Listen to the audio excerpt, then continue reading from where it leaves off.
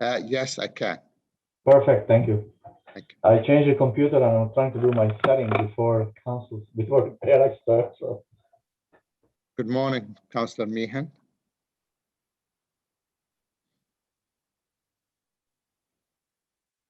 I gotta go make my breakfast, Eli, 6 eggs and some kind of. And we are live now. Yes, we are live. Thank you, Mark.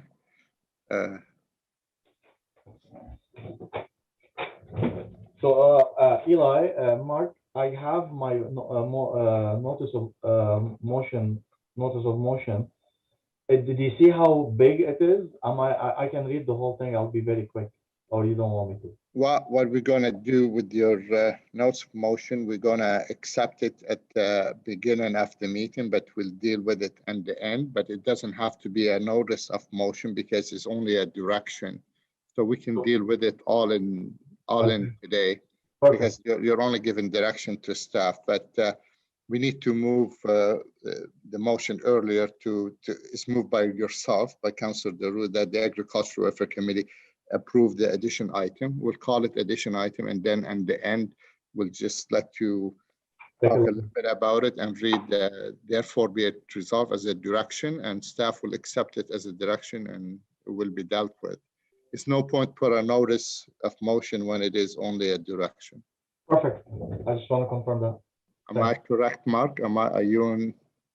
Yeah, the thing that it will do is that I will have to write a report for next council because it would have to go to council because it deals with letters from the mayor and the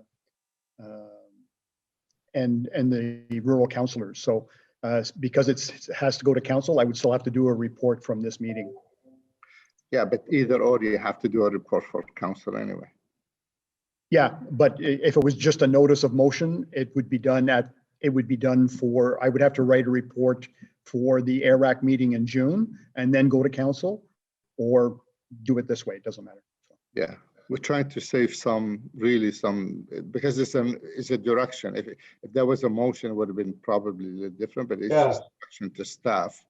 So I thought direction to staff, we can deal with it right away because I think staff is the one who prepared this direction. So they're in support of it, Mark. Yep. Okay. Okay. I'm just trying to not to pile it up for future meeting. That's all. I agree with you. I'm okay with this, Eli.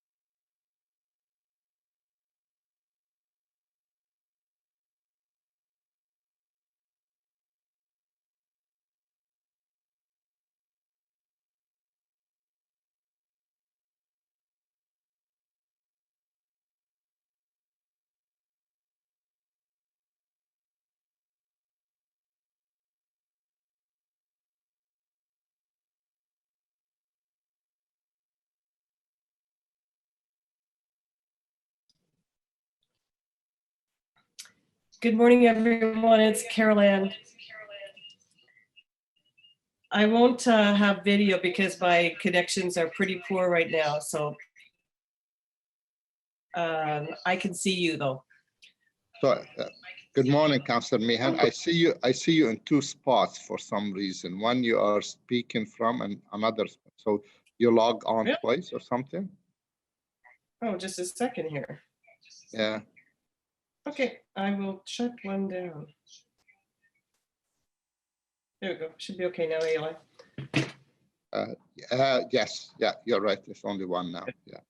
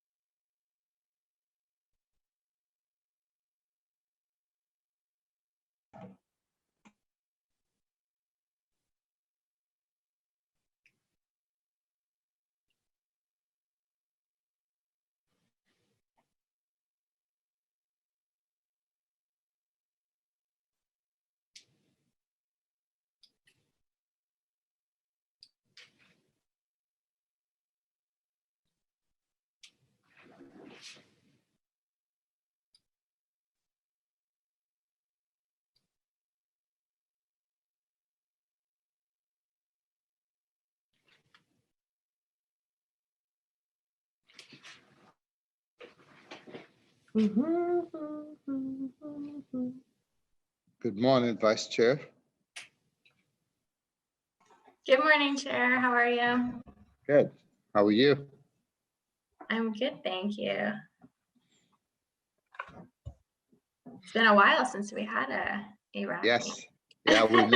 Yeah, we missed one meeting in April. We thought the agenda, and then Scott made sure we have enough municipal drainage items. So we're back on.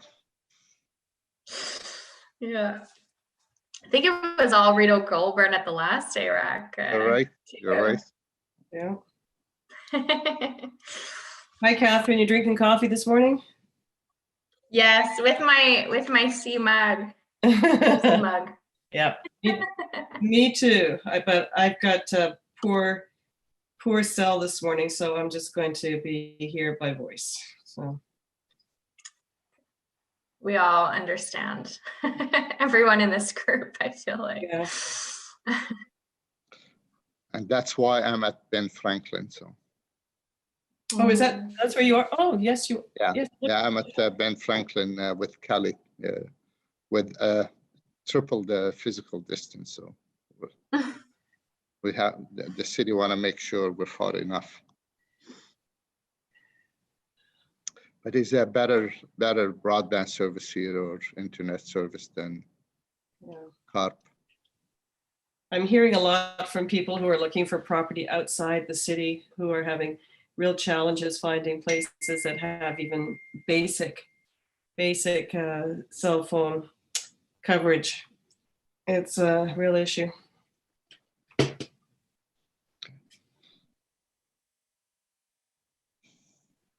So are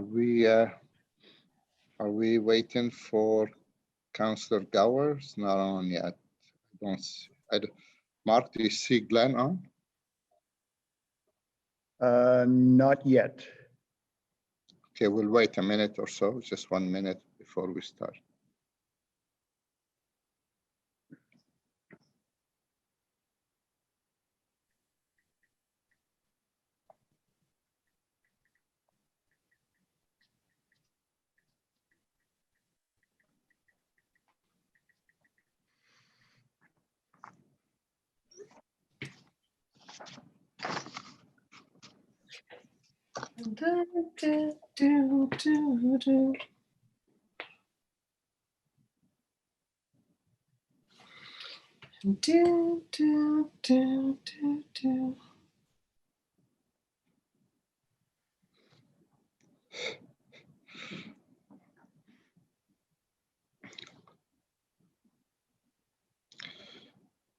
Okay, good morning, everyone, and welcome to the Agriculture and Rural Affairs Committee meeting, Thursday, May 6, 2021. Let's read that statement. This is a public meeting to consider the proposed comprehensive official plan and zoning bylaw amendments listed as item 1 and 3 on today's agenda.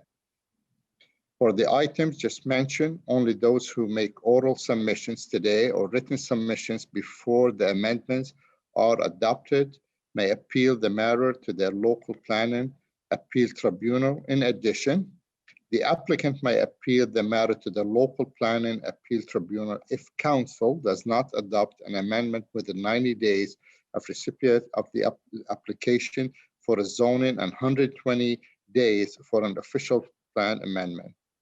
To submit written comment on these amendments prior to the consideration by the City Council on May 12, please email or call the committee or council coordinator.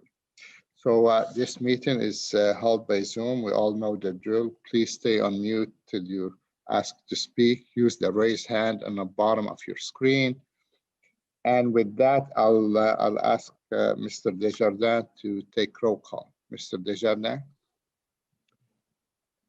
Councillor Meehan, Here. Councillor Moffat. Here. I know he's there. Councillor DeRuse. Here. Councillor Gower. Not yet, okay. Councillor Kitts Here. and Chair El Shantiri. Here. Thank you, Mark. So declaration of interest. See none. Confirmation of minute 21st meeting of 4th of March 2021 of Agriculture and Rural Affairs Committee. Is the minute carried? Okay, thank you. We'll go through the consent agenda and then we'll come back to the held item. Planning, Infrastructure and Economic Development Plan Service. Zoning Bylaw Amendment 5564 William McEwen Drive. Item number 1, that the Agriculture and Rural Affairs Committee recommend Council approve an amendment to zoning bylaw 2008-250 for 5564 William McEwen Drive to prohibit residential development on the retained farmlands and permit to a reduced lot width of 20 meters on the severed land as detailed in document 2. Document 2 that the agriculture, item 2, the Agriculture and Rural Affairs Committee approve the consultation detail section of this report be included as a part of the brief explanation. On item number 1, is it carried? Carried. Okay. Thank you. Item number 2, we do have a presentation by our staff, and that's the Ottawa Rural Clean Water Program 2006 to 2020 review and renewal. So we'll hold item number 2 for presentation from our staff. Item number 3 is official plan and zoning bylaw amendment 2621 Donnelly Drive in Rideau Goulburn. Item number 1, that the Agriculture and Rural Affairs Committee recommend Council approve to propose amendment to the official plan Volume 1, Schedule A by removing the significant wetland designation from the southern portion of 2621 Donnelly Drive as detailed in document 2, and B, approve the proposed amendment to zoning bylaw amendment for a portion of 2621 Donnelly Drive from Environmental Protection Zone, Subzone 3 EP3 to a rural countryside RU as detailed in document 3. Item number 2, that the Agriculture and Rural Affairs Committee approve the consultation detail section of this report be included as a part of the brief explanation in the summary of written and oral public submission. On item number 3, Carrie? Carried. Carried. Thank you. Thank you very much. Item number 4, we do have speakers, and that's amendment to the engineer's report for the Faulkner Municipal Drain. So we'll hold item number 4. Also, we have a presentation from the Osgoode Youth Association at the open mic session. We do have an additional item, and is a motion moved by Councillor Deroux for additional item to the agenda today, that the Agriculture and Rural Affairs Committee approve the addition of this item for consideration by the committee at the 6th May 2021 meeting pursuant to section 89(3) of the procedures bylaw. And basically, this is to do with the direction being prepared and worked at with staff. But first, can we add the additional item? Okay. Okay, thank you very much. We can deal with this item by the end of our agenda, but we'll go first to item number 2, and we have Geraldine Wildman and Tara Redpath to do the presentation. So we'll turn it to, do I see Geraldine? Oh yes, Geraldine and Tara, they're both here. Geraldine, we turn it to you to introduce your colleague. Thank you, Councillor. So today, Tara Redpath, one of the planners in my group under Natural Systems, will be giving you a brief overview of the review that she's done, which is a requirement every 5 years or so. We do a review of the program, and we're hoping that you all continue to support the program. It's incredibly important, and our dollars can stretch very far out in the community on some of these projects. So it's a great news story for the rural area. And I'll turn it over to Tara. Thank you, Chair. Thank you, Geraldine. Tara? Yes, good morning, Chair. Thank you. I do have a presentation. It's loading right now. Perfect. And can you hear me all right? We can hear you and we can see the presentation. Thank you, Tara. Okay, perfect. So good morning, Chair and councillors. My name is Tara Redpath, and I'm a planner with Natural Systems and Rural Affairs. I also coordinate the Ottawa Rural Clean Water Program on behalf of the city. Today's presentation will provide a brief summary of the program and of the 5-year review that was undertaken to evaluate the program's performance between 2016 and 2020. I'll also provide the key recommendations for renewing and improving the program for the 2021 to 2025 period. Next slide, please. Since the year 2000, the Ottawa Rural Clean Water Program has provided cost share grants to farmers right across the city, as well as rural landowners for projects that protect surface water and groundwater quality. The program offers grants of up to $15,000, which are available for 18 different project types. These projects fall under 5 broad categories, which include nutrient management, soil protection, water management, land stewardship, and education and innovation. The program is delivered in partnership with our 3 local conservation authorities, South Nation, Rideau Valley, and Mississippi Valley. The program was last renewed in 2015 for a period of 5 years with a budget of $200,000 per year, which is funded through a special levy to South Nation Conservation, who administers this program.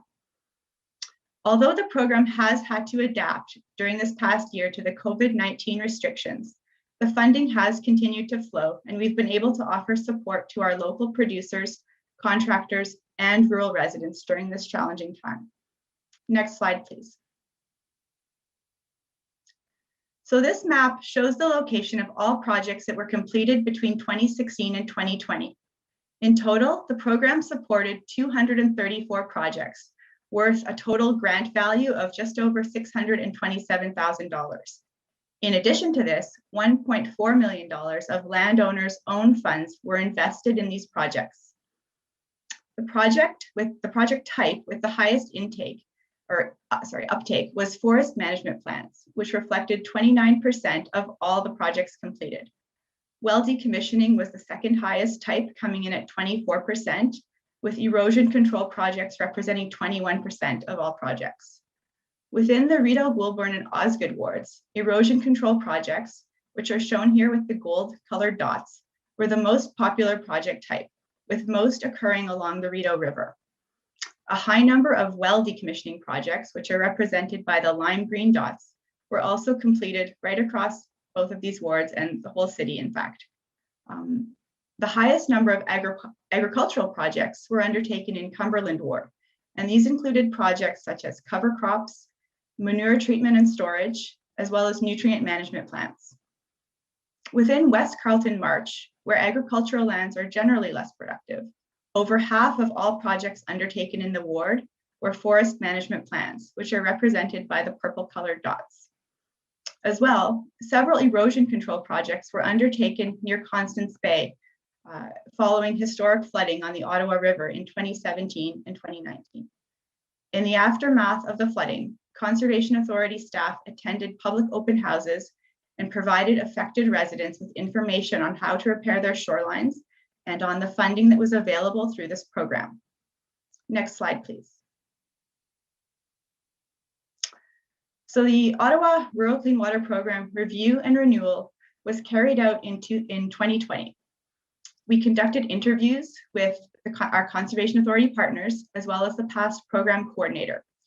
We also sent out online surveys to all program and review committee members, as well as all past program participants. In addition to this, we conducted a review of 28 similar programs that exist across the province of Ontario to summarize the trends and to identify possible opportunities where our Ottawa program could be improved. In general, the Ottawa program is very highly regarded, and we received much positive feedback from past participants. The program is also fully subscribed, and we often have a waiting list. Although the program is promoted through a wide range of channels, including various forms of print, through social media, through presentations, as well as at events across the city, many past participants felt that the program isn't well promoted or well advertised. Challenges were also identified at the program committee level, where we have experienced inconsistent participation and vacancies, in particular from some agricultural organizations. So our recommendations for improving the program are based on this input that we received through these interviews and surveys, as well as the review of the similar programs in Ontario. Next slide, please. So I would like to highlight our key recommendations for additions and changes to the program. There are other aspects of the program where we would maintain the status quo, and these are covered off in document 1. So we are recommending that we add wetland habitat restoration as a new project type to this program. This would involve the creation or enhancement of wetlands to improve water quality, reduce erosion, and reduce flooding. A second recommendation is to modify the criteria and/or the grant structure for 6 of our existing project types. So this would include some minor updates to ensure that projects are maximizing their water quality benefits. It would also include some modest increases to the maximum grant amount for some of the project types where we have seen less uptake, the projects that are less popular, but that are also of priority for this program. A third recommendation is to enhance the effectiveness and the efficiency of the program committee. And we have several, or of the program administration, sorry. And we do have several suggestions for this. One is to implement staff level approvals for project types that are considered straightforward. So these projects would include forest management plans and well decommissioning, for example. We would also like to see more streamlined application process by enhancing our online capabilities. And then fourthly, we are recommending that we increase our targeted promotion and outreach to encourage uptake of those less popular priority projects. Some examples of those are tile drain control structures and water course buffers. We would also, so ways to do this are to encourage contractors and local suppliers to continue referring this program to customers, and as well to use social media more effectively to tailor our communications to the priority project types. Of course, we will also continue to work with our rural councillors to promote this program through your channels. We would also like to reassess and reinvigorate the program committee by inviting agricultural organizations that aren't currently involved, as well as interested citizens and review committee members to participate on this committee. And then we would further like to enhance our program's monitoring and reporting by offering participants in the program the opportunity to complete an online survey immediately following their grant payment, as we expect this will generate more of a response and give us more timely feedback for continuing to improve the program. And then the last recommendation that I'll highlight is to continue funding the program at a rate of $200,000 per year for the 2021 to 2025 period. And this would continue through the special levy to South Nation conservation. Next slide, please. So thank you very much for your attention this morning. And with that, I'll take any questions that you may have.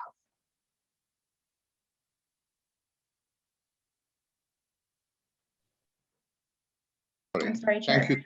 Thank you, Tara, for your presentation. Is any question for Tara or Geraldine on this item? See I none. have a comment, Mr. Chair. So go ahead, Councillor Derues. Thank you, and thank you very much, Tara, for this great presentation. And I really in support of the program. And even though that you're looking to explore and add more project to the approval process and more, so farmer can benefit a little bit more to keep this program going. And I'm really in great support, and I'm supporting everything you've been presenting. And I also want to thank you for working with the South Nation Conservation Authority. I know this is program well received by our community and our farmer, and it's really, it shows the success has been coming through in the past, and I'm happy to support the next 5 years. So thank you very much for that and all the work you've done. So thank you, and Geraldine, for this presentation. Thanks, Mr. Chair. Thank you, Councillor Derues. Any other comment or question for Tara or Geraldine? I see Councillor Meehan have her hand up. Councillor Meehan. Thanks very much, Chair. My question has to do with the addition of the wetland habitat restoration. Tara, I'm just wondering how much you think that will, in an additional cost, what that's going to mean to the program. For sure. Thank you, Chair, for that question. That is something that we have been reflecting on, and I think it's hard to say at this point what the level of uptake will be for such a project type as that. We do currently have a category for the retirement of fragile land. So, if you do have wetland on your property or areas that aren't well suited to agriculture, there is a category that does kind of address that. This project type goes a bit further in that it would involve actually creating or enhancing wetlands for habitat. To balance out the additional funding that would be required, we have made a recommendation that erosion control projects should be, that we would like to see priority project type, like priority funding for projects that have more natural methods of repairing erosion concerns, and that also focus on streams that are smaller and that are on agricultural sites. So we see that as offering some flexibility in the way that we offer the funding, even though we aren't requesting an increase at this time. We see that this would be a way to balance out those funding demands if it should arise. Obviously, you see a need for this. Yes, well, one of the findings in the review was that over half of the 28 programs that we reviewed across the province do have these types of wetland enhancement and creation or restoration project types. They do call them different things through the different programs, but especially in Southern and Eastern Ontario, we have seen quite a decline in our wetland ecosystems. And this is one way that we can offer some support to rehabilitate these areas or to create new areas. If there's a desire on the part of landowners, we want to be able to offer the support if landowners come forward and would like to do this on their property. Yeah, it seems that it sort of flies in the face of many of the things that we do in terms of policy. I'll just leave it at that. I'm glad to see it, but thanks so much. Thank you, Councilor Meehan. See no other hand going up, no question. I just want to say thank you, Tara and Geraldine, for your work on this, and it cannot be more supportive of this during the floods and when the MVCA help out people to protect their property. That was very welcoming news, and we're still working together with the MVCA on this. So we have the item number 1 to receive the Ottawa Rural Clean Water Program 2016-2020 review and renewal document 1, and item number 2 to approve the 2021-2025 Ottawa Rural Clean Water Program as outlined in this report and described in document 1. So can we receive and approve item 1 and 2? Receive Receive and approve. and carry. And approve. Thank you. Any objection? See none. Okay, thank you very much, Tara, Geraldine. Our other held item is amendment to the engineer's report for the Faulkner municipal drain, and I believe we have 2 speakers on this, but we do have a small presentation from Mr. Robinson, but I turn it over to Mr. Ryan. Mr. Ryan, turn it to you. Thank you, Mr. Chair. Yeah, this is the meeting to consider under the Drainage Act of the Faulkner report. It was originally tabled a couple of months back at ARAC, and it was referred back to the engineer under section 57 just to revise the allowances, which Mr. Robinson has done. And there's a fairly significant increase in the allowances to the 2 properties in question, but I'll let him highlight that in his presentation. Thank you. Thank you, Mr. Ryan. Mr. Robinson. Yes, thank you, Mr. Chair. We did send in a presentation. I don't know if you've got it. Good. If you've got it. Right. Just very briefly on to the next page is that, again, this was referred back to us on the last or 2 meetings ago in March to update the engineer's report to, particularly with respect to looking at the valuation allowances for lands. Now, next page. And I'm just keeping this brief, but basically, in order to kind of meet the requirements set out by the Ontario Ministry of Agriculture and Food and Rural Affairs and the Drainage Act, our responsibility is to provide a valuation of land that is considered to be fair to the people getting the allowance and also fair to the other people on the drain who are paying for it. So that, and it's basically for land that's taken for ditch widening or relocation. So then next page. So that, again, in order to ensure that the project overall is eligible for grants under the OMAFRA Agriculture Drainage Infrastructure Program, allowance must also comply with the following.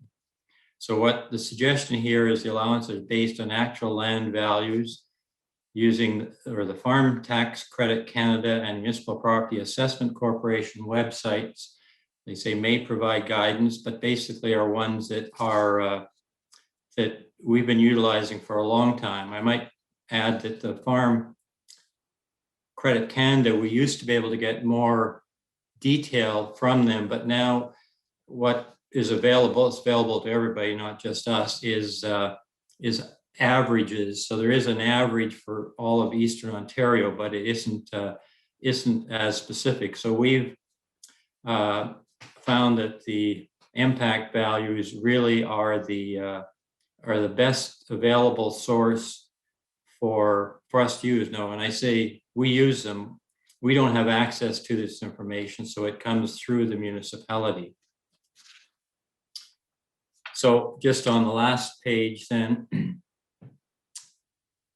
so that additional research was completed by the City of Ottawa following the initial distribution and referral of the engineer's report to gather further valuation for farm tax class properties based on impact valuation of lands.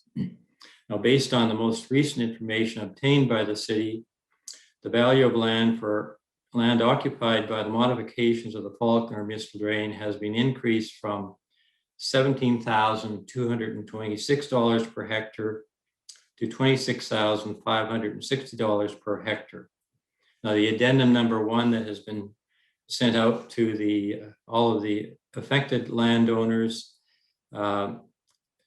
provides this updated amount, including the additional amount to the landowners receiving credits, as well as some additional costs related to primarily in this case, to the lands that are proposed for development. So that is my presentation. I'd be happy to answer any questions. Thank you very much, Mr. Robinson. But before we go to my colleague for questions, I believe we have 2 people signed up to speak on this item. First is Bert Smith from Smithdale Farms and Jeff Dawson. So is Mr. Smith with us, Mark? Yeah, this is Bert Smith speaking. Okay. I am the owner of lot 25, concession 6 on the Shea okay. Road, So, regarding the Faulkner Drain. Bert, hold on for a second. So you're speaking from Margaret Yes. Smith. Okay. Okay. So away. Mr. Smith, you have 5 minutes to speak to the committee. Go ahead, please. Okay, well, we're the owner of this land, and you're going to be taking the full length of the farm, which is almost a mile, to make this ditch wider, which I don't think it needs. But anyways, we're looking at the price of farmland in this area, which is, I don't care what my pack has, it's $20,000 an acre. And you're taking probably 2.5 acres or so from us that'll never be returned, that we can't farm again for generations ahead. My daughter's taken over this farm. We can't replace that land at $10,000 an acre. You're at half price. I don't care how you figured. You're at half price of going land in this country, in this area. If you want me to send you some examples, we sure can. Right here on Eagleson Road, it's selling for $40,000 an acre. This is not ordinary land. This is real good land. And it's going to affect our income for years to come. So it's like me saying to you, would you like to sell your house at half price? Or do you want the going rate? We want the going rate. We grow a snow fence for you fellas, the full length of that farm. We've been doing it for the last 10 years to help out with blowing wind and stuff. So we want something done here. If you don't want to come up to the price, well, then we'll be going to arbitration or something. Hopefully we can get this settled and go ahead. Thanks for your time. Thank you, Mr. Smith. Any question for Bert? Okay, I see none. Thank you very much. Next, actually, Mr. Chair, please, it's Caroline. I didn't get my hand in fast. I just want, Mr. Smith, can you tell me, what are you currently doing with that land besides growing the snow fence? We're growing beans and corn, which this morning corn is way up in price, and so is beans. So we get an average of $1,000 return each year on that acre of land, or whatever land you are taking. Yeah, the commodities are increasing quite significantly.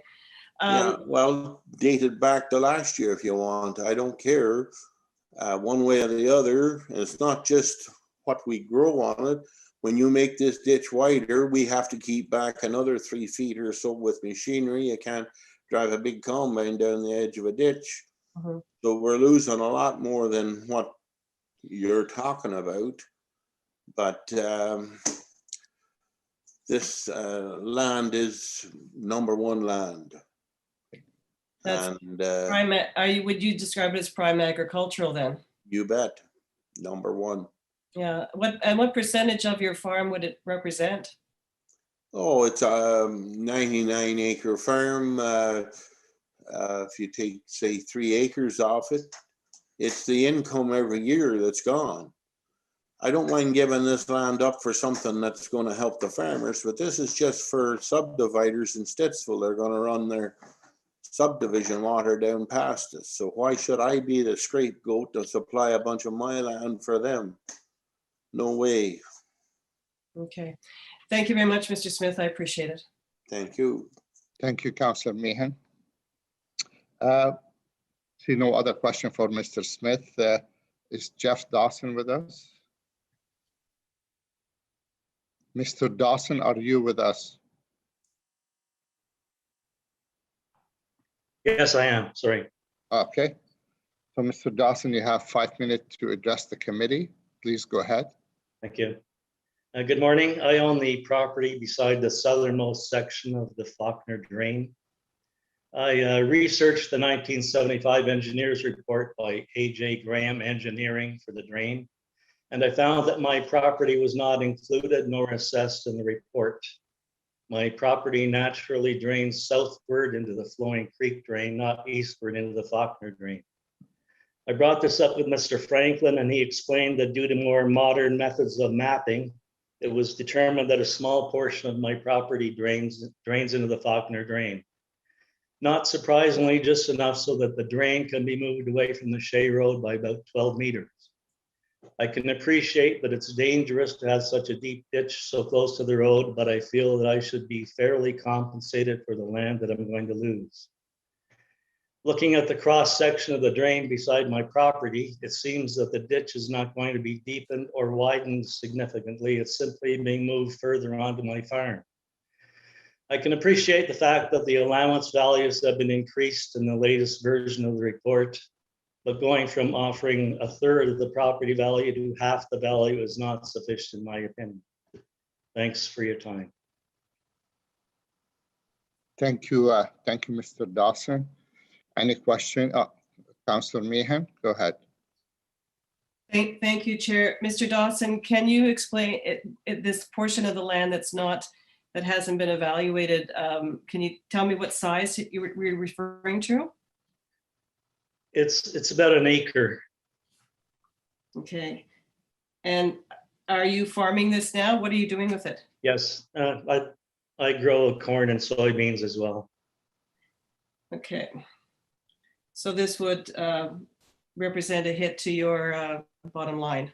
Definitely, yes. And are you being offered any compensation at this point? Yes, whatever's in the report. Okay, that's what I get. Yeah, I see it here.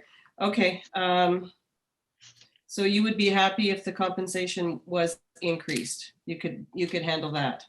Oh yes, I could. Okay, and are you and Mr. Smith thinking of teaming up together to go to arbitration? We are, yes. Okay. Thank you. That's it for me then. Thank you. Thank you. Thank you, Mr. Dawson. I don't see any other question for you. Thank you very much. And thank you, Mr. Smith, also for submitting your email to us last night. I just want to acknowledge I received it. So thank you.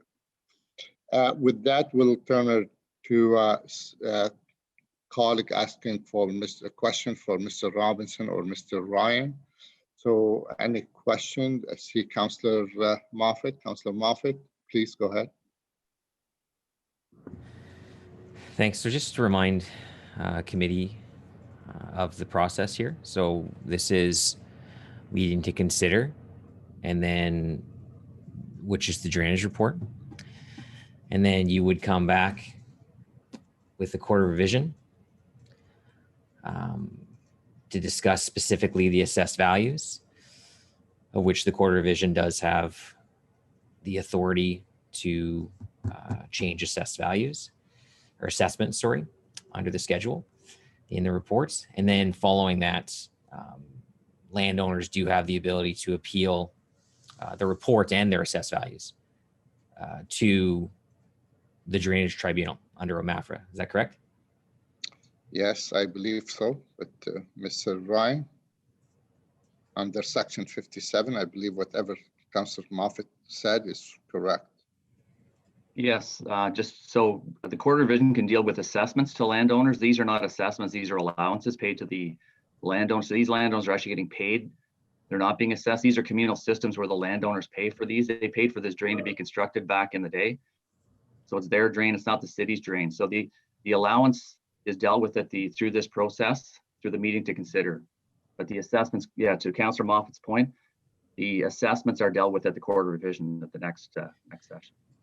So when you were here in March, obviously there was a concern then that was raised by both Mr. Smith and Mr. Dawson about what we were basing it on, which was MPAC assessed values from 2016. So no question they're outdated. And unfortunately, we just heard in recent weeks that they're pushing off the updates to the assessed values from MPAC out to 2022. But we were able to obtain some new information, which allowed us to come up with a higher value to then provide a greater allowance. Is there any other, because the issue at play here is assessed value versus market value. Has there been any other drainage process through Ontario where you could base allowances on market value? Has that been tested? Has that been shown? Has that been used anywhere else? Through you, Mr. Chair, the industry standard, I'm not aware of any. The industry standard, I'll let Mr. Robinson speak as well, but the industry standard and the guide for the drainage engineers in the province of Ontario and from OMAFRA is to use the impact values of the Farm Credit Canada values. They don't get into speculation with respect to market values. Andy, would you like to comment further? Mr. Robinson? Yeah, I'm sorry, I just had to unmute myself there. No, I think basically that's it. The problem with something, and I guess from our point of view, is we I think are required, but certainly like to use something that is available and is defensible, and that basically an organization has come up with a value rather than trying to I guess deal with something short of going to the extent of actually having an appraisal done, which I'm not aware of that happening. But another option that is in the drainage engineer's guide is to use a value that the municipality would have established for purchasing additional land for road allowances. But I'm not aware, for instance, the city of Ottawa has established such a value. So the options that are there, primarily the impact is really the operative one, and this farm assess information, which, as I mentioned, is in a very general way available. So I think in principle, I'm not aware that other than there could be a specific situation where there has been a requirement to actually have an assessor assess land and arrive at a value, but it's not normally done. So since it's not normally done, if this committee, if we had directed you to calculate the allowances based on market value, would those paying actually have the right to also appeal that to the tribunal, because it wouldn't be in line with other allowances in municipal drains in Ontario? Yes, they would. It's and I think Dave has pointed out that the Court of Revision can deal with assessments, but they cannot deal with allowances. So if there is an appeal to allowances, it would go to the tribunal. But you're absolutely right. If the people who are being assessed the cost as a result of the allowances, they would certainly have the same right to appeal and to speak to that. So, the process lends itself to the tribunal being the most suitable place to dispute allowances. That's correct. Yeah, it's really the only place that it could be dealt with if it's going to be challenged. Okay, all right. Thanks, Andy. Thank you. Thank you, Councillor Moffat. Councillor Meehan. Just like what I do. Thank you, Chair. Just sort of following up on what Councillor Moffat was talking to. How like if this was to be appealed to a how often, like if we don't deal with it now and we put it off and we allow the landowners to appeal to another tribe, how often does that actually end up in success? I would love to see us at ARAC do something to protect the landowners. Number one, because this is prime agricultural land, and we have signed a document that we are supposed to be protecting agricultural land. We will be losing, these gentlemen will be losing the potential to continue to grow cash crops. It's not an insignificant loss. It is due to development, and we have voted to protect our agricultural land from further development. So I think it would be incumbent on us, whatever the process. I understand there is a process, but it has to start somewhere. And if we can direct that this land be assessed and the landowners be compensated fairly, I think this would satisfy a lot of concerns. I'm certainly, I will defer to Councillor Moffat. He is the drainage expert. I am not. I don't understand these. But I do know what it means for these landowners to lose this potential, acreage. So I would love to see us do something that, I know this is not the first time we've discussed this, but I would love to see some mechanism put in place that the landowners, when they lose it, specifically to projects like drains, that they are compensated accordingly. So I'll just leave it at that. Thank you. So thank you, Councillor Meehan. Councillor Gower. Yeah, I was going to ask a question. I'm just trying to wrap my head around it. I understand that doing an appraisal based on a third-party assessment rather than MPAC is not the usual procedure.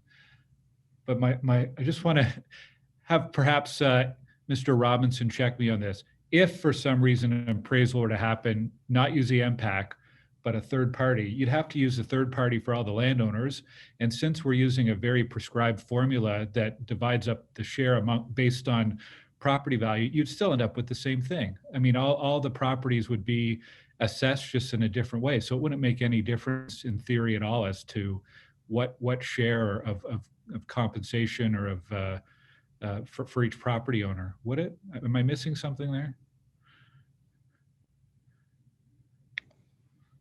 Mr. Robinson? Yeah, sorry, just got to unmute myself here.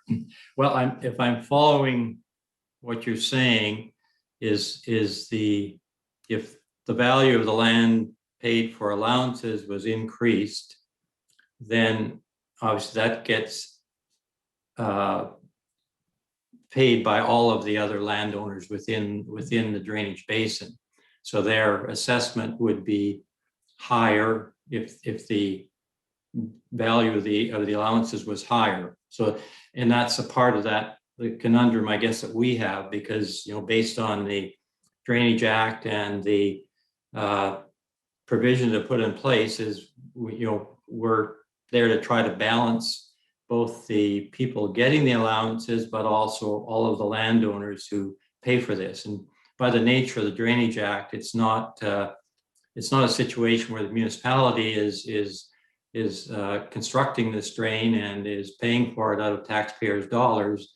The individual landowners pay for this. Now, as it certainly is the case in the case of this drain and a number of others that we work on in the Ottawa area, that a lot of the improvements are due in many instances to the development of lands, which again has gone through and been approved by council, and but as a result of increased runoff and all, there is a need to upgrade the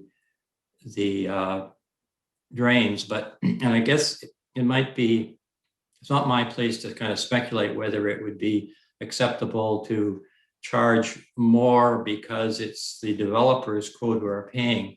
But I think you also have to really be careful of setting precedents, because you next time it may be a drain where it's got nothing to do with development, but it is to do with the drainage of the area, and it's going to be the individual property owners who end up paying for it. I think the other thing, and it's not my place to make this decision, obviously, but to get an assessment done on every drain, if you set the precedents, becomes again another significant cost to get an appraiser in to appraise the land for. If it's for this drain, then the concern I would have is that now sets a precedent to be used on other drains. Okay, yeah, thanks for clarifying. I'm not suggesting at all that MPAC shouldn't be used in this case. I just was trying to make sure I was understanding the implications of the suggestion that a different type of appraisal was used. The other thing, and I don't know if there's anyone from the official plan team here, or perhaps from legal who could clarify, but we did in the official plan, as Councillor Meehan has recognized, put some protection around farmlands, but I think we also allowed for infrastructure as an exception to that. If there's infrastructure, roads, stormwater, and so on, that there would be circumstances where it's appropriate to put that infrastructure on farmland. And I would assume that drainage like this would not contravene what council decided a few months ago. Can anyone confirm that? Mr. Chair. Okay, go ahead, Ms. Int. Mr. Chair, I'm not certain that anyone is here who can speak to the official plan. I would recommend that this type of infrastructure would certainly not be in contravention of what council's direction is, but we can review that for you and confirm if you would like us to take that back, and I can consult with our official plan team just to confirm that. Yeah, I'm pretty sure actually there's a motion that specifically clarified that, which I'll certainly check, but thank you. Thank you, Christine. Thanks, Mr. Yes. Chair. Oh, sorry, Mr. Chair. I just don't have the motion in front of me, but I do recall what you were speaking of. So. Okay. Thank you, Christine. I see Councillor Moffat and Councillor Meehan after. Councillor Moffat, go ahead. Sorry, the motion was specifically because I think I might have moved it myself or Councillor Chair. I can't remember exactly what. It was specifically about actually not allowing infrastructure in agricultural zones, but it being things like stormwater ponds. So not permitting the stormwater pond to be built outside of the urban area and in an agricultural area, so that you could net more space in the urban boundary for development, that your impacts of development had to be embraced within the urban area. The tough thing is that's not a comparable for what we're dealing with right now, because the Drainage Act gives status to these drains. This is a municipal drain. This isn't the first municipal drain that we've dealt with in this instance. In fact, this committee, and in Rideau Goulburn alone, Van Gaal, Monaghan, Arbuckle, Faulkner's just another one of them. Don't forget Cranberry Creek, please. Well, Cranberry Creek is not a development. That is full on farm drain for farm purposes. A whole nother can of worms. If you have 6 hours, we can dive into it. But yeah, so all those other ones I mentioned, though, Monaghan, Arbuckle, and Van Gaal, are all impacted by development, but there's landowner impacts too. And it's just not perfect. And I mean, I've never been one to look to the Drainage Act for fairness. It's not necessarily built that way. It's a tough act to work with, and it doesn't always lend the best result in the end.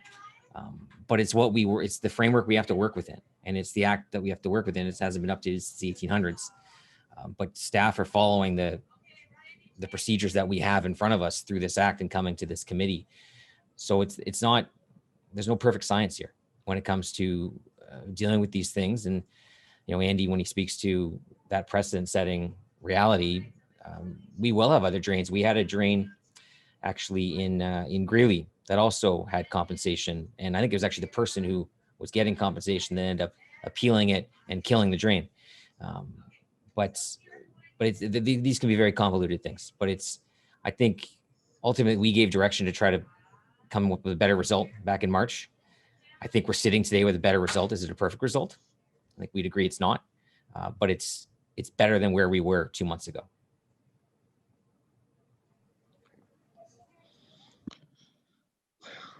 I see Councillor Meehan, you have your hand up. Thank you, Chair. No, it is better, but it's still not fair for the two landowners who will be losing prime agricultural land. And I would take exception to what Mr. Robinson is saying about the state setting a dangerous precedent. I think that on a case-by-case basis, we can rule if a landowner is losing land specifically because of residential development, no other reason, then they should be compensated at a market value. If it has to do with other drainage issues on agricultural land, then it is a different situation. And because the Drainage Act is not perfect, we have to make it as perfect as possible for people. And that's what I'm suggesting, that at this point, we have to do better. And if ever there is a reason to do that, it is this situation. We don't want these gentlemen to lose their agricultural, like a portion of their land. That it is not fair. They didn't ask for the residential development. This is land that they have been using. It's their land. And if this was a house, it would be a different story. This is land. And they're not going to get it back once this drain is built. And we know that. And I'm all about fairness. We need, obviously the drain is required, but it's not because they require it. If it were up to them, they wouldn't have it. So that's what I'm saying. Like if we run a press, I think this is the time to do it. And I don't think it takes geniuses to say if someone is losing land because of a development or not because of something else. There's two different situations there, and they can be dealt with separately. That's what I'm suggesting. Thank you. Thank you, Councillor. So, folks, Mr. Ryan or Mr. Robinson. Yeah. So obviously you came back after 2 months with this formula, and we've seen it has increased. So what's on the front of us today is, as we heard from you and Mr. Robinson, so this is not an assessment, this is allowance. So basically, we can vote to accept, or we can, and then the farmers or Mr. Smith and Mr. Dawson, they still have the opportunity to appeal to the tribunal. But what other option do we, because we like any allowance, it has to have a formula. And we heard from Mr. Robinson, this is the formula was used. It's like, I'm looking for, is there's any other way other than accept this today and let the two gentlemen appeal to the tribunal? Is there's any other way you recommend? So, Mr. Chair, through you, the committee's options are basically yes or no. You can't direct the engineer on how to determine his allowances. Right. That you don't have that power. So he's an independent engineer. Just a couple of points. This drain is not a city drain. It has status. It's a private communal system with legal status under the Drainage Act. These landowners paid for this drain because it benefits their property. Okay, when it was originally constructed, that's what drains do. It provides legal outlet for their water. So all these lands do benefit from the drain. In this particular instance, yes, the subdivision needs improvements, so the improvements are being done downstream. So one property owner is being paid some $38,000, and another one's being paid some $11,000. But the committee's options, again, back to that point, are yes or no. You cannot direct the engineer. Thank you. Thank you, Mr. Ryan. And also, just for clarity to who's, also the farmer are benefiting from the improvement of this outlet. Yes, and in a lot of cases, Chair, in a lot of cases, landowners are assessed and they're also given allowances. In some cases, it's a wash, it works out to zero, but lands benefit from good drainage. Any farmer will tell you that. Their farms benefit from this drain. Whether they benefit, the engineers determine they aren't benefiting necessarily from these improvements per se. That's why they're being paid an allowance, but their lands do benefit from the drain, which they own and they paid for. I see. Mr. Chair, if I could just add there, it's not as if this improvements to this drain are only related to the development. In fact, there's a significant stretch of the drain, and I don't recall which property it's on right now, where there are very steep side slopes and there has been erosion on the drain. And as a result of that, it's an area where improvements should be made anyway, even if there is no development taking place, and would eventually have to be made. And in that particular area, we have required erosion protection in the form of rock protection along that section of the drain. So the other thing, to bear in mind in looking at this is what we did in coming up with the overall assessments. We have said, okay, if we just did some maintenance on this with no improvements, we estimated that might cost, I think it's roughly $69,000. So of the other total of, get the number, it's about the total is $813,000. So $743,000 worth of the improvements are being assessed back to the areas, the block developments, the areas of development, so that these landowners, including the two landowners we're talking about, are getting some significant benefits as well.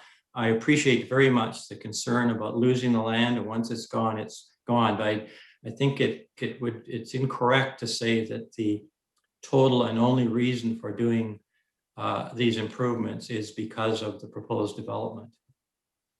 Okay, thank you, Mr. Robinson. That really clarified. Madam Vice Chair, you have a question? Yeah, I just, to Dave Ryan's point, we're faced with a yes or no. So if we go no, what is the process from there? What are the next steps? What happens?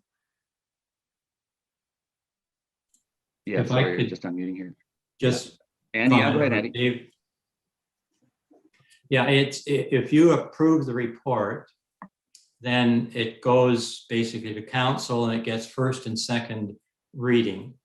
And after that occurs, there is the opportunity for any landowner who is assessed on the drain to appeal it to the referee if for legal reasons the feeling is that there's something wrong legally, or to the tribunal on the basis of assessment, not assessments or technical aspects. I might add, in between going to one of those other agencies, there is the Court of Revision.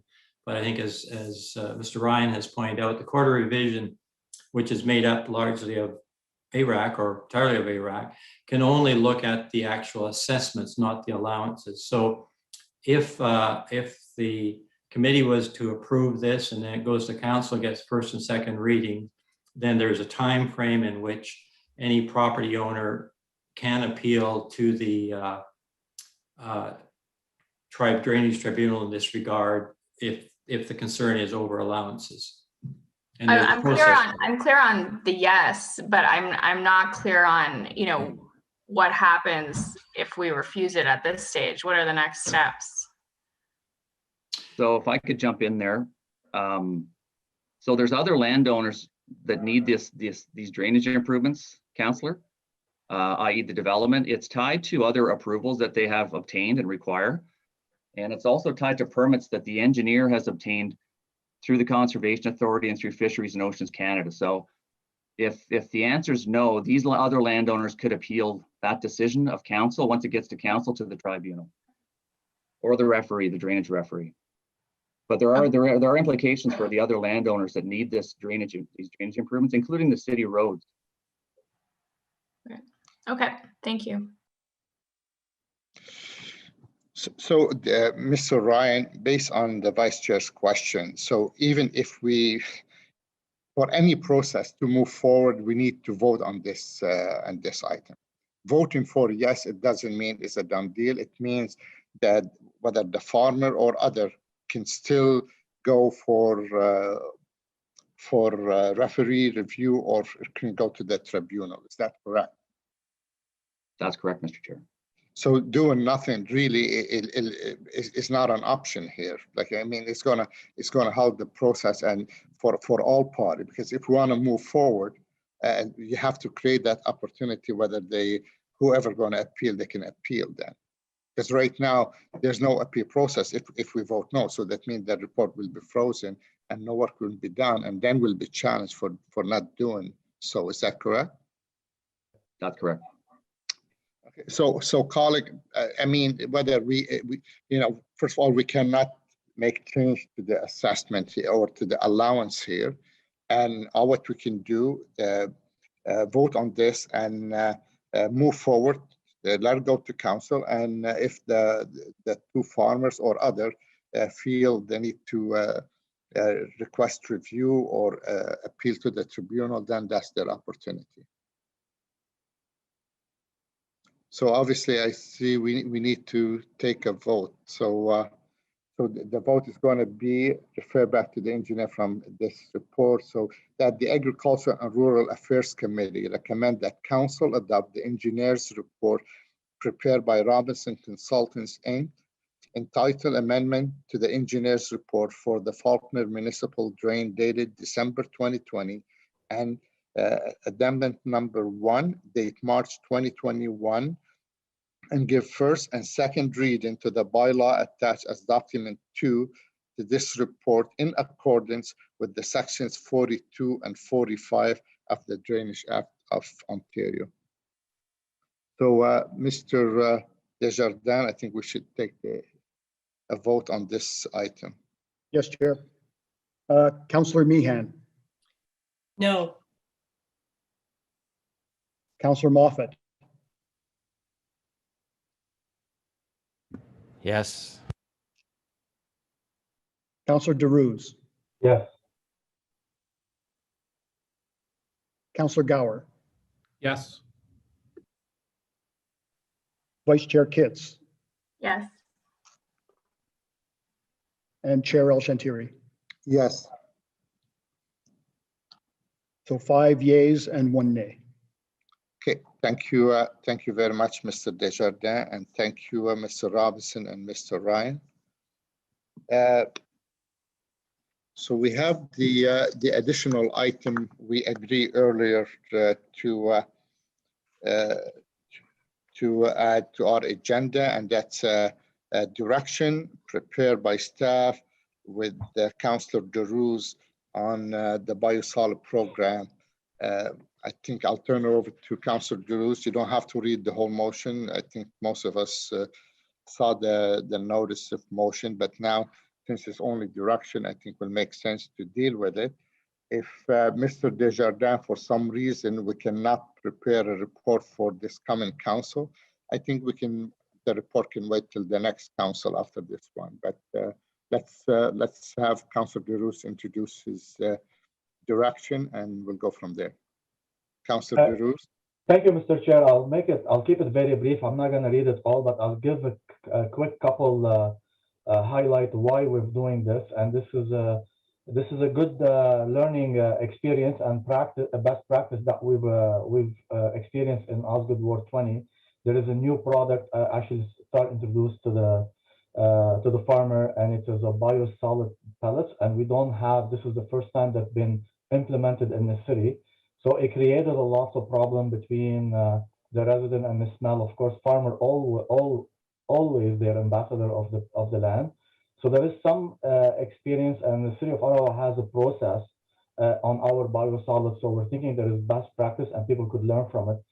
From our experience with working with OMAFRA and Ministry of Environment, so we will ask our staff, therefore, to be resolved that the Ottawa City Council direct the General Manager, Public Work and Environmental Services, or his designate, to write to the Minister of OMECP and OMAFRA, as well as the CFIA, in consultation with the Mayor and rural councillors, to outline key concerns and potential considerations from Ottawa's perspective to help inform the development of the best management practices aimed at pelletized biosolid producers and local farmers.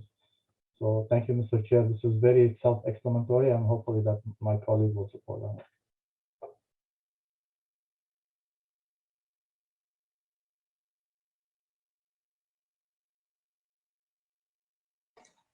You're on mute, Councillor.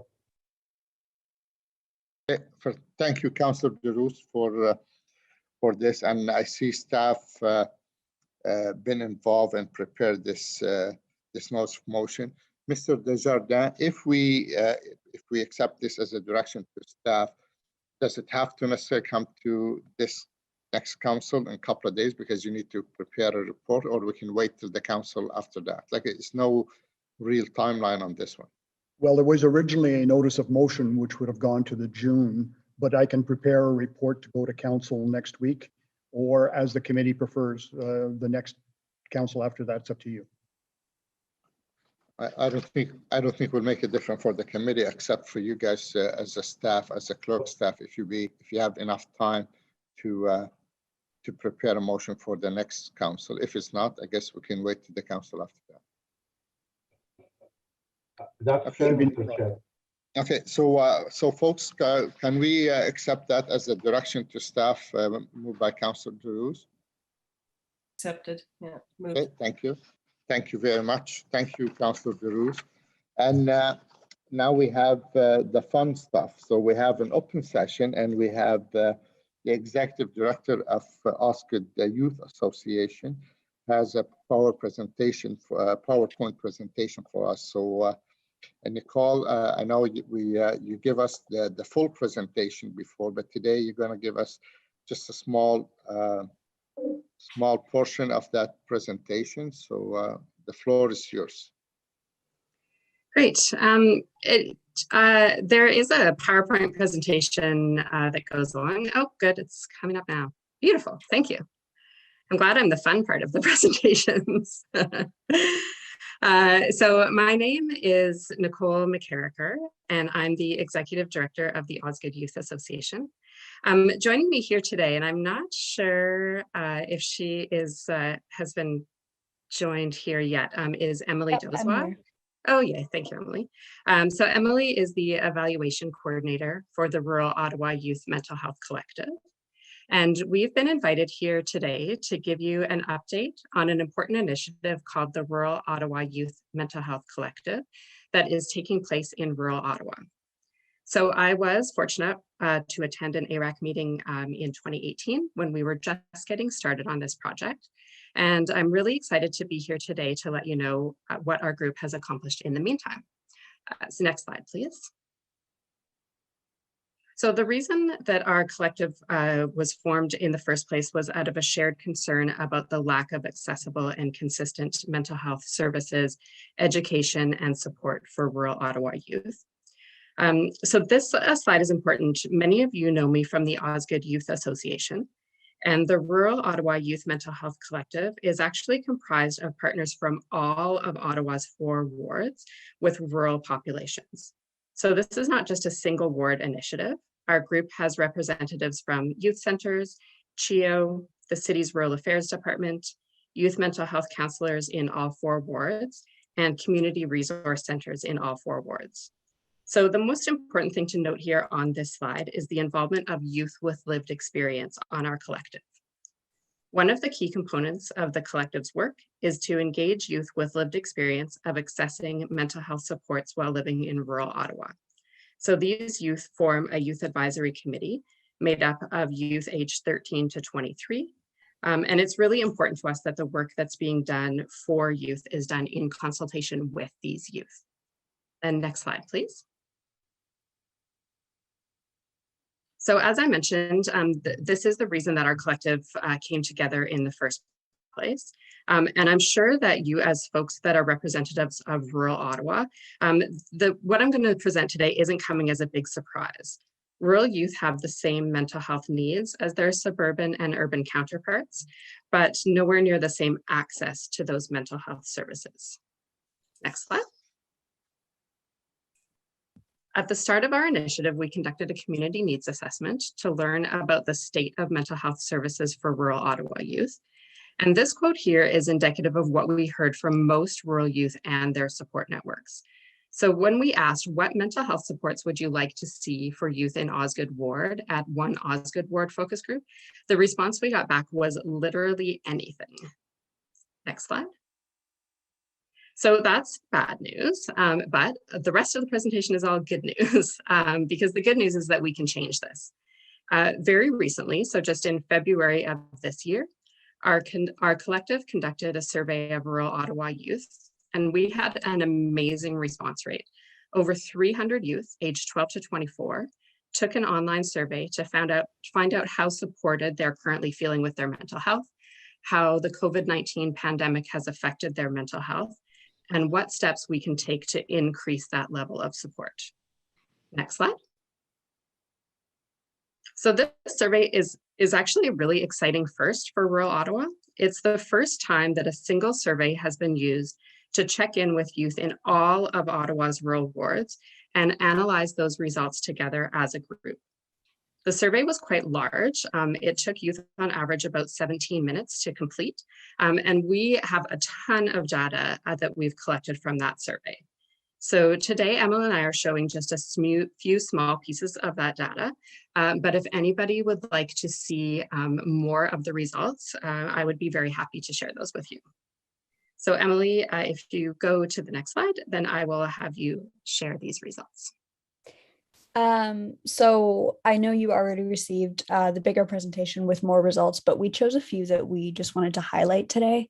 So the first result that we had was to the question, what changes have you noticed in your mental health due to the COVID-19 pandemic?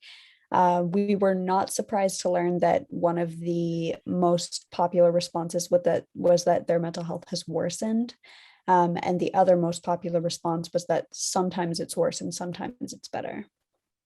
And if you go to the next slide, we also asked, what is the biggest barrier for you to receiving the mental health support that you need? The top 5 answers were the distance to accessing support, the knowledge of the resources that exist, the stigma with the people around them, isolation. So isolation is in this context either due to COVID or due to the fact that rural communities are themselves isolated. And the 5th response was parents. So that can mean parents not believing that their child needs help, or youth not feeling comfortable talking to their parents at all. Next slide. And then the bulk of our survey was asking youth about what types of programs would help them and how they would want those programs to be structured. The top 7 programs out of the whole survey were programs about stress and anxiety, time management, positive lifestyles, how to help someone experiencing a mental health concern, body positivity, mental health literacy, and self-care. Next slide. Great. Thank you, Emily. So as I mentioned, those were just a few small tastes of what we learned from our survey. And this kind of gives you a bit of a look of the big picture. So when we looked at all of our survey data, our collective created this theory of change, which is kind of a roadmap for what we can do going forward to help rural youth feel more supported with their mental health.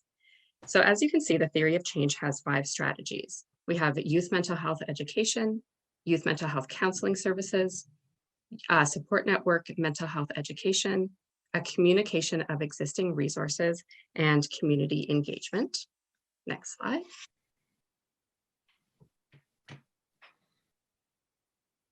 So would like to provide you with just one example of the kinds of activities that can take place under these strategies. So this is, I'll kind of address these little points on the next slide here in a minute. But the collective currently has an application out to the Laidlaw Foundation to test one of our strategies, which is the communication strategy. So for this project, we're partnering with CHIO's YouthNet program. Before COVID, what YouthNet did was make in-school presentations to Ottawa youth about mental health resources available in their community and where they can turn to for help if they're experiencing a mental health concern. So in Ottawa, there are 22 schools that serve rural Ottawa students. Pre-pandemic, YouthNet gave their mental health presentation to just 3 of these schools. So when you think back to our survey results, that one of the biggest barriers for rural youth to get the mental health support they need is knowledge of resources, that's not really a surprising result. The fact of the matter is they just simply haven't been given those tools yet or communicated those resources. So the work of the collective can change that. So if we are approved for, to have this funding from Laidlaw, then YouthNet and the collective are organized and ready to go, and we'll be able to give these mental health resource presentations to all 22 of those rural serving schools in the fall of this year. And so that's just one small example of the kind of impact that a dedicated youth mental health collective could have in rural Ottawa.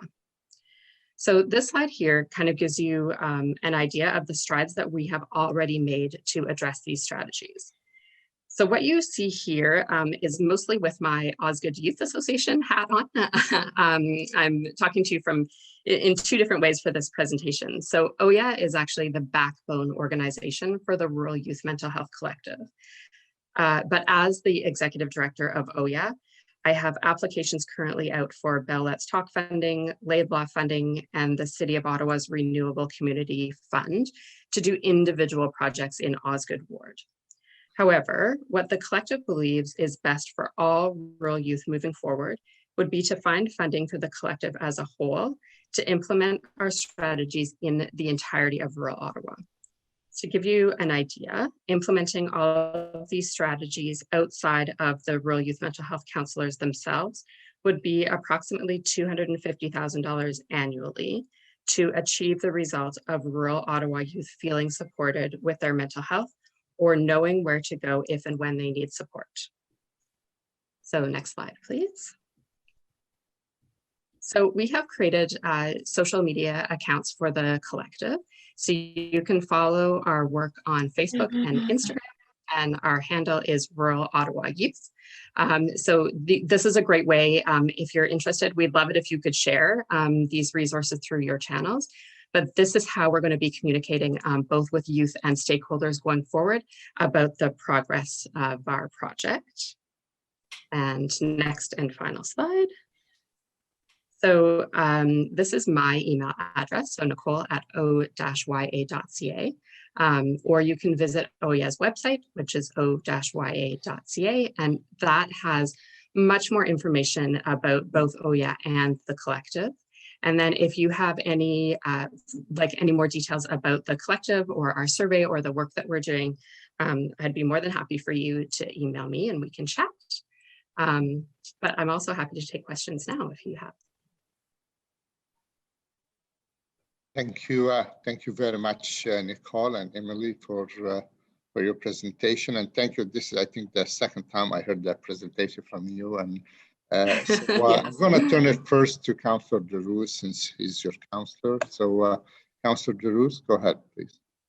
Thank you, Mr. Chair. Unlike you, I heard this presentation multiple times throughout Nicole and of course Emily that we have here with us. I just want to mention. Emily, also the president of Osgoode Village Community Association. She's a great and one pillar volunteer in our community, of course.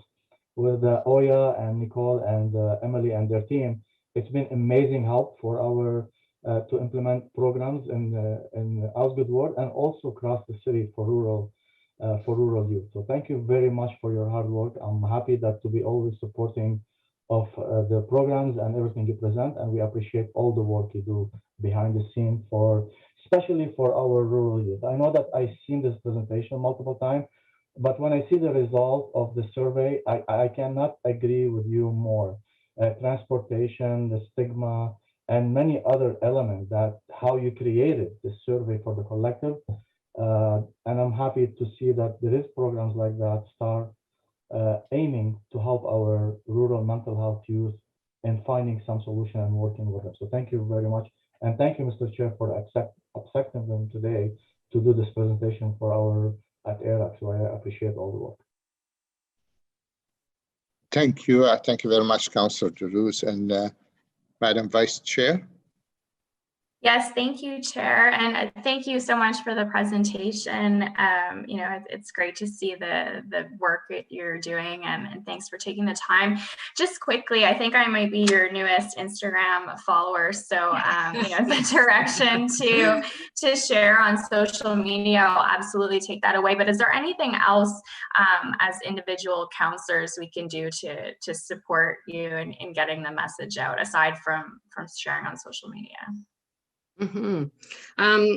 So that's a great question. I think, you know, there's kind of two ways to support. The first is if you know of any funding that is, you know, would be applicable to this area, it would be greatly appreciated.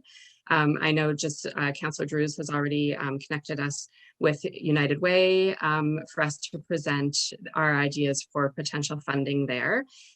So, you know, any of those connections you have would be much appreciated. And as soon as we get the ball rolling with getting all this information out and with implementing our activities, just sharing those resources and letting the youth in your communities know where they can go to access mental health support would be really beneficial. Absolutely, happy to do that. Yeah, so share any resources anytime, and you know, we can all put them in our newsletters and on our websites and that kind of thing. So thanks very much. Yeah, thank you. Well, thank you very much, Madam Vice Chair. Those are so, Nicole. I think most of us council in the rural area specifically, we have the newsletter that goes out. Some of us weekly, some of us bi-weekly. But if you share any information you'd like us to share with our resident, feel free to send it to us or include us in your mail out, and we can share them with our social media as well. So with that, I want to thank you and Emily for being here today and sharing that information with us. Thank you so much for what you do to, and you know, we hear it time and time again, the resource center also is a great resource for our youth and and still a lot of people, you know, that, you know, tell us, oh, I never heard from them, or I haven't heard from this organization. So we have work to do and try to promote it more. So I hope with your engagement to us on social media, we can deliver some of that message. Yeah, thank you so much for the opportunity. We were really surprised in the survey, actually, those results that we got back. We asked whether youth knew about, you know, YSB or the Kids Help Phone or walking clinics and that kind of thing. And then the number of youth that didn't have any knowledge of those resources was surprising to us.